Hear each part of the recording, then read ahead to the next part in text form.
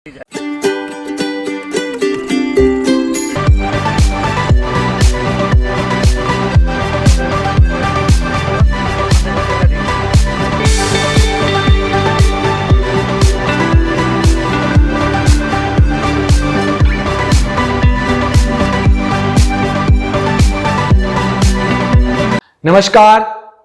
सलाम, सत श्री अकाल। आज फिर मैं आपके सामने आया हूं, वही मुद्दा लाया हूं, जन जन का मुद्दा, पुंछ का मुद्दा। डीसी साहब को जगाना है, पुंछ को बचाना है। हर बार की तरह इस बार मैं सवाल नहीं पूछूंगा, इस बार कुछ बताऊंगा, क्योंकि मैं सवाल बहुत पूछ चुका हूं, जवाब नहीं मिले, इसीलिए इस बार कुछ बताऊंगा। ऐसा पहली बार हुआ है 17-18 सालों में। वो गाना सुना है ना आपने? सुना होगा। कुछ ऐसी ही हालत पुंछ की भी है, चाहे कोरोना से लड़ने की बात हो या आम जनता की शिकायतें दूर करने की। 50 दुकानदार अपनी अपनी दुकान के आगे खड़े हो जाएं और बाकी दुकानदार अपने अपने घरों में चले जाएं। और कल 50 आदमी के दुकानदारों के और टेस्ट होंगे। एलजी साहब को ये बताना चाहते हैं कि यहाँ पे सारे दुकानदारों के साथ इतनी बड़ी हैरेसमेंट हो रही है और जिनको कोरोना नहीं है उनको भी कोरोना हो जाएगा। आप एक मिनट कैमरा घुमाइए, कोई पुलिस वाला यहाँ पे नहीं है, जबकि ये बाजार का मेन चौक है। मेरे पास ऑन रिकॉर्ड वीडियो है पुलिस की, जिसमें कहा गया संडी गेट से लेके परेड ग्राउंड तक जितने दुकानदार हैं सबके टेस्ट होंगे, उनके मुलाजमात के भी होंगे। आज हमने अपने मुलाजमों को गाँव से लाया अपनी गाड़ियाँ ले जाके, और अभी हमें कह रहे हैं 50 लोगों के टेस्ट होंगे। ये पहले ऐसे डीसी हैं जो आम जनता के हित में कम, जनता को दुखी करने में ज्यादा लगे हैं। ऐसा मैं नहीं कह रहा हूं, पुंछ की जनता कह रही है। मैं तो बस जनता की आवाज हूं। जब जब मेरे पुंछ में जनता के लिए कोई खड़ा नहीं होगा तो ये आवाज मैं दिल्ली से भी उठाऊंगा, और यदि मुझे इसके पीछे जेल भी जाना पड़े तो मैं जाऊंगा। बिकने वाले पत्रकारों में नहीं हूं मैं, क्योंकि जनता भी उसी से प्यार करती है जो जनता की सोचता है, और पुंछ की जनता तो मेरे लिए ईश्वर समान है। आज मैं आपके लिए पुंछ के डीसी से कोई सवाल नहीं पूछूंगा, क्योंकि जितने सवाल मैंने पूछे उन पर तो अभी तक कोई कार्रवाई हुई ही नहीं। जब कोई सवालों के जवाब देने पर खामोश हो जाए तो फिर आप अपना सवाल आगे बढ़ा दोगे। तो अब मैं अपने सवालों को लेकर एलजी जीसी मुर्मू जी के पास जा रहा हूं कि एलजी साहब, आपका डीसी खामोशी इख्तियार कर बैठा है। अब आप भी बताइए, है कोई मेरे पुंछ की सुध लेने वाला? फ्लड जोन में आंखें बंद करके परमिशन देना और वहां चल रहे इल्लीगल काम को धड़ल्ले से चलने देना। कल मेरे पुंछ में जब फ्लड आएगा तो क्या पुंछ का डीसी तब जवाब देगा जब लोगों के घर पूंजी और घर लूट चुके होंगे, टूट चुके होंगे? क्या तब खाना पूर्ति का मरहम लगाया जाएगा? डीसी साहब, अब आपको मैं सवाल पूछकर तंग नहीं करूंगा। आज मैं आपको कुछ प्रूफ दूंगा। ये प्रूफ लेकर मैं एलजी साहब के पास भी जाऊंगा। लेकिन एक आखिरी मौका आपके लिए, अगर अगले 15 दिन में आपने कार्रवाई नहीं की तो ये वीडियो लेकर मैं एलजी साहब से मिलने जाऊंगा। ये प्रूफ लेकर मैं उनसे मिलने का वक्त मांगूंगा और पूछूंगा कि आपके ऑफिसर से तो बहुत सवाल पूछे, लेकिन उसने कान बंद कर लिए हैं। आप भी बताइए कि कोई है पुंछ की सुध लेने वाला? अब बारी बारी से प्रमाण दे रहा हूं, आंखें खोल कर देखिएगा। डीसी साहब, आप कह रहे हो मैंने पुंछ के गांव में 183 कनाल जमीन लोगों के कब्जे से वापस ली, तो शहर में आपको क्या हो गया है जो आपको दिखाई नहीं दे रहा? तो क्या गांव के गरीब लोग थे जिनसे आपने आराम से वापस ले ली, लेकिन यहां बाहुबली है जिनके सामने आपकी बोलती बंद है, या चढ़ावा आया है? डीसी साहब, सुनिए पुंछ के लोगों की राय। ये जितनी भी कंस्ट्रक्शंस है इलीगल कंस्ट्रक्शंस है।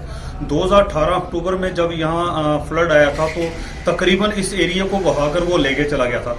मगर बड़े अफसोस की बात है कि डिप्टी कमिश्नर हमारे जो पुंछ के श्री राहुल यादव जी हैं वो इस पे चुप हैं। मेरे पास एक लेटर है जो इस गवर्नमेंट ने निकाला हुआ है, जो इन्होंने कुछ लोग चाहते थे कि जो इनकी जो एग्रीकल्चर लैंड है उनको वो कन्वर्ट कर इनटू कमर्शियल लैंड करवाना चाहते हैं। बड़े अफसोस की बात है कि फ्लड जोन एरिया को जो रेड जोन भी है उसमें जो डिप्टी कमिश्नर के अंडर रहकर जो ये कंस्ट्रक्शन हो रही है वहां बड़े बड़े माल बन रहे हैं। मगर मुझे ये समझ नहीं आ रही है कि अगर ये deputy commissioner flood zone area में कंस्ट्रक्शन ये क्यों करवा रहे हैं। अगर खुदा ना खास्ता ऊपर वाले ने चाहा कल फ्लड आया तो नीचे वाला पूरा मोहल्ला बह जाएगा, वो नीचे तक फिर कोई भी मकान नहीं बचेगा। और एक लैंड माफिया है जो एडमिनिस्ट्रेशन से मिला हुआ है, तमाम गिरदावरियाँ, इंतकाल, झूठे फ्रॉड गवर्नमेंट लैंड पर इनने करवाए हैं। वहाँ पर मैसिव कंस्ट्रक्शन किया है बगैर किसी परमिशन के।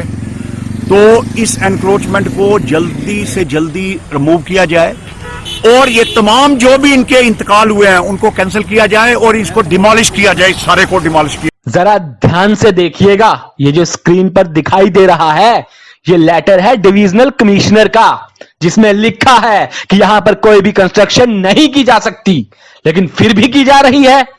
ये देखिए, ये बीडीओ साहब क्या कह रहे हैं।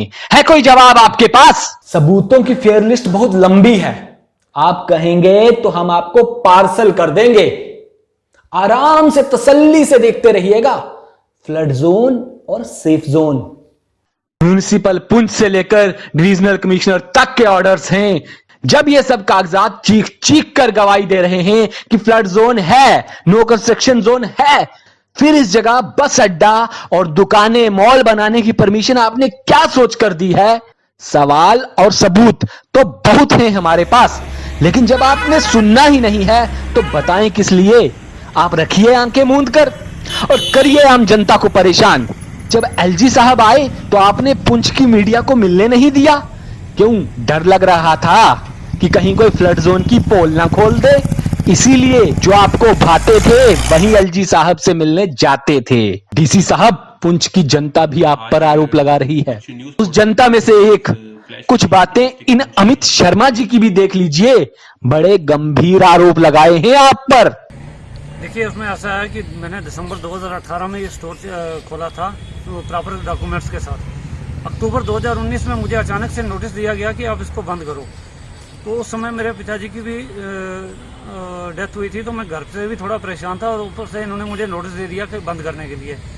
तो मेरा कोड ब्लॉक हो गया। जब दवाइयाँ आई, मेरी सप्लाई आई, मैं डीसी साहब के पास परमिशन लेने गया। लॉकडाउन था, लॉकडाउन में परमिशन लेने गया और डीसी साहब ने मेरे साथ बहुत बदतमीजी की कि तू खोल तो मैं तेरे पे एफआईआर लगाऊंगा, और गंदे वर्ड यूज किए हैं कि मैं आपको बयान नहीं कर सकता।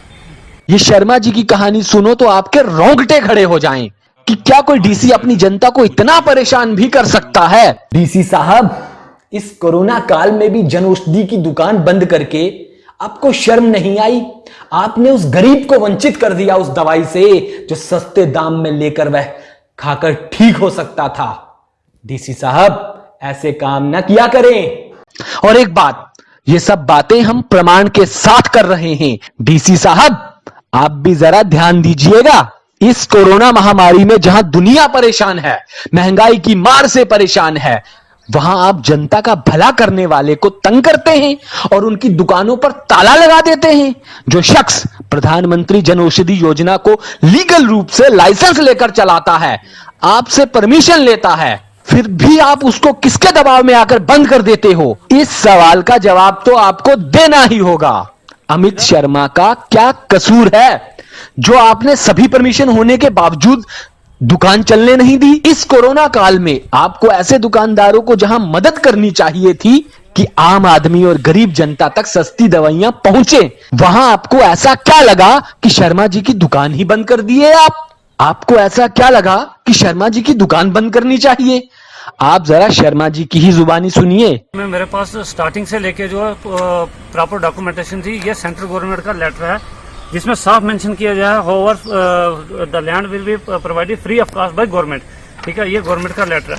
उसके बाद ये ऑथेंटिकेशन लेटर है जो बीपीपीआई ने मुझे भेजा, ये मेरा अथॉरिटी लेटर है कि मैं ऑथेंटिकेट पर्सन हूँ, यहाँ पुंछ में जनऔषधि केंद्र खोल सकता हूँ। फिर उसके बाद बीपीपीआई का ये एक लेटर आता है डायरेक्टर हेल्थ को, जिस पे डायरेक्टर हेल्थ ने मेंशन किया सीएमओ पुंछ को कि इनको जगह प्रोवाइड की जाए कि ये जनऔषधि केंद्र खोल सकें। उसके बाद हमारे सीएमओ डायरेक्टरेट ने अलग से एक सर्कुलर निकाला सभी सीएमओ के लिए कि जनऔषधि केंद्र जल्दी से जल्दी खोले जाएं। फिर उसके बाद हमारे सीएमओ पुंछ ने ये डीसी पुंछ को एक लेटर लिख के पूरा मेंशन करके भेजा कि जनऔषधि केंद्र क्या सब्जेक्ट है और किस कारण किसकी सेवा के लिए है। ये सीएमओ पुंछ ने डीसी को भेजा कि ये इस बंदे को जगह दी जाए। उसके बाद डीसी साहब, यही हमारे राहुल यादव जी जो अब खोलने नहीं दे रहे मुझे, इन्होंने ये अप्रूवल नोटिस दिया था मुझे। ये अप्रूवल डीसी साहब का इन्होंने सुपरिटेंडेंट मेडिकल सुपरिटेंडेंट पुंछ को लिखा था कि इस बंदे को जगह दी जाए।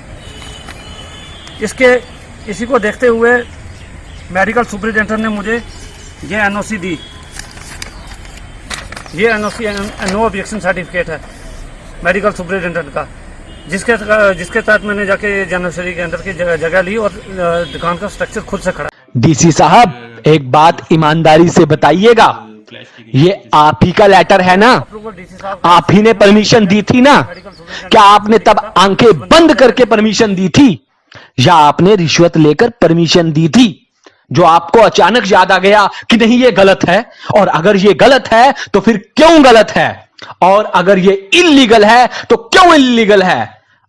जब ये सारे प्रमाण हैं कि सारी परमिशन ले ली गई थी, मेडिकल डिपार्टमेंट की भी परमिशन ले ली गई थी, फिर भी आपने इस कोरोना काल में सस्ती दवाइयों की दुकान खुलने न देकर महापाप किया है। डीसी साहब, अब आप क्या अमित शर्मा को इतने नुकसान का हर्जाना देंगे या आप अपनी चुप्पी तोड़ेंगे कि आप और आपका डिपार्टमेंट परमिशन देते वक्त भ्रष्ट था या उसके बाद किसी से पैसे लेकर भ्रष्ट हो गया?